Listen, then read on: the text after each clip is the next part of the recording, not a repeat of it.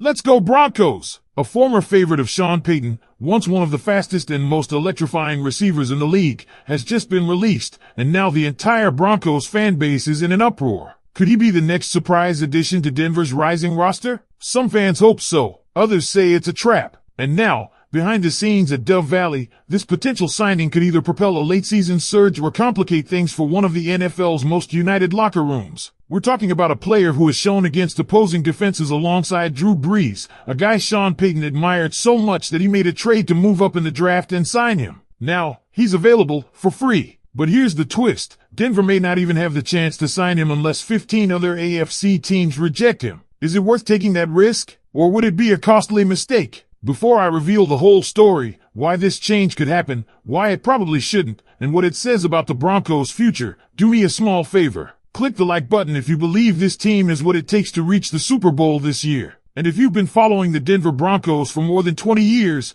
leave a comment below saying, "Go Broncos! My heart bleeds orange and blue." Trust me, you'll want to hear this. Let's analyze everything. Right now, the Denver Broncos are standing tall at 9-2, a team riding high with momentum, chemistry, and a well-structured system brought to life by Sean Payton. But there's a massive debate brewing across Broncos country and social media. Should Denver go after wide receiver Brandon Cooks, who was just unexpectedly released? That's right, the ultra-fast, former Biletnikoff Award winner, an award given to college football's best wide receiver, is now a free agent after being cut by the New Orleans Saints. Cooks, known for his lightning 4.34 40-yard dash and having bounced around the NFL with stints at New Orleans, Houston, Dallas, New England, and back to the Saints, suddenly finds himself available. At 32, he's no longer in his prime, and his numbers this season, just 19 receptions for 165 yards over 10 games, are far from threatening. But his history with Payton,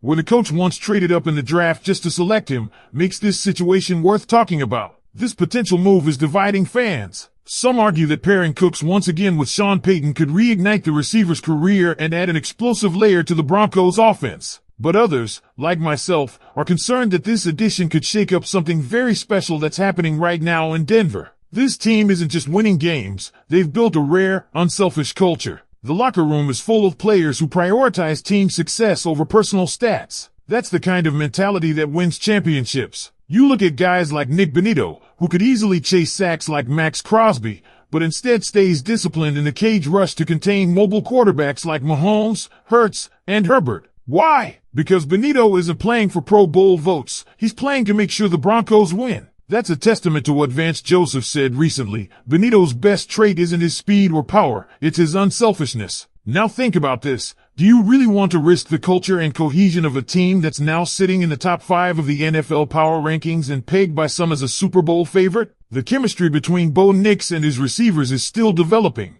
but it's already promising. Troy Franklin, the youngest player on the team, leads the Broncos in targets. Marvin Mims, despite missing a couple of games, continues to flash his deep threat potential. And then there's Courtland Sutton, the veteran anchor in the receiver room. Do we really need to take snaps away from Mims, Pat Bryant, or Troy Franklin just to roll the dice on a 32-year-old receiver who hasn't had a standout season since 2021? Plus, the Broncos may not even have a real shot at getting Cooks in the first place. Because they're 9-2, they sit at the bottom of the AFC waiver priority. That means every single team in the conference would need to pass on him before Denver even has a chance to make a claim. And yes, if he clears waivers and becomes a free agent, the Broncos could sign him to the practice squad and elevate him when needed. But is that even necessary? Let's not forget that Cooks wasn't exactly lighting it up when the Broncos faced the Saints in the preseason. He didn't stand out in that game or even make headlines last year. Could it be that he simply doesn't have that same burst or separation anymore? Meanwhile, the guys currently on Denver's roster are hungry, locked in, and most importantly,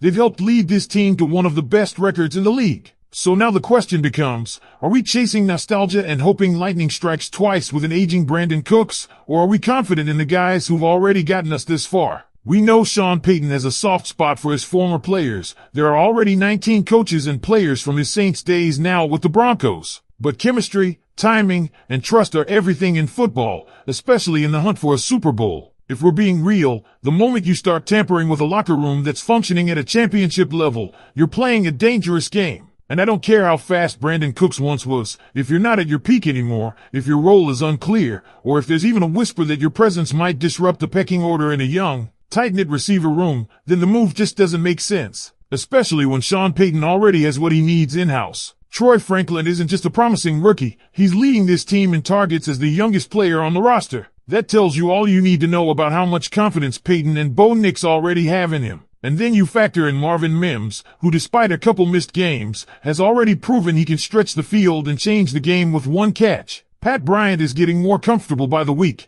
and Courtland Sutton continues to be that steady, reliable veteran presence. So who exactly are you taking snaps from to make room for Cooks? Even more importantly, let's talk about what this offense is evolving into. It's no longer about just putting up points. It's about balance, control, and strategic dominance. Sean Payton is designing an attack that wears defenses down, keeps his quarterback upright, and opens up lanes for his skilled players to thrive. Every receiver knows their assignment, every route is run with purpose. Inserting a player like Brandon Cooks, who hasn't played meaningful downs in this system for years and hasn't had a 1,000-yard season since 2020, just seems like a detour from the direction this offense is heading. Then there's the big picture, the Super Bowl window. Right now, this team is not just a playoff contender, they're in the mix as legitimate Super Bowl threats. Analysts are putting them top 5 in power rankings. Opposing teams are adjusting game plans because of Denver's defensive tenacity and offensive unpredictability. So why risk that momentum on a nostalgic reunion? Let's not forget what Sean Payton said when he traded up to get Brandon Cooks back in the day. He only trades up when he's head over heels about a player. But that was nearly a decade ago. The NFL moves fast, and today's game belongs to the young legs and fresh schemes. It's hard to see Cooks carving out a role that doesn't stunt the growth of the receivers who are already producing in critical moments. And if your plan is to stick him on the practice squad, hoping maybe he gets elevated in case of injury, that's a roster slot that could go to someone hungry. Someone who fits the current mold of what this team is trying to be. Vance Joseph hit the nail on the head when he said the key difference with this Broncos squad is their selflessness. These guys aren't out here padding stats, they're hunting wins. They're playing the long game, the championship game. And when you've got that kind of culture, it's more valuable than any speedster with a resume from 2015. You protect it at all costs. Bo Nix is blossoming as a young quarterback,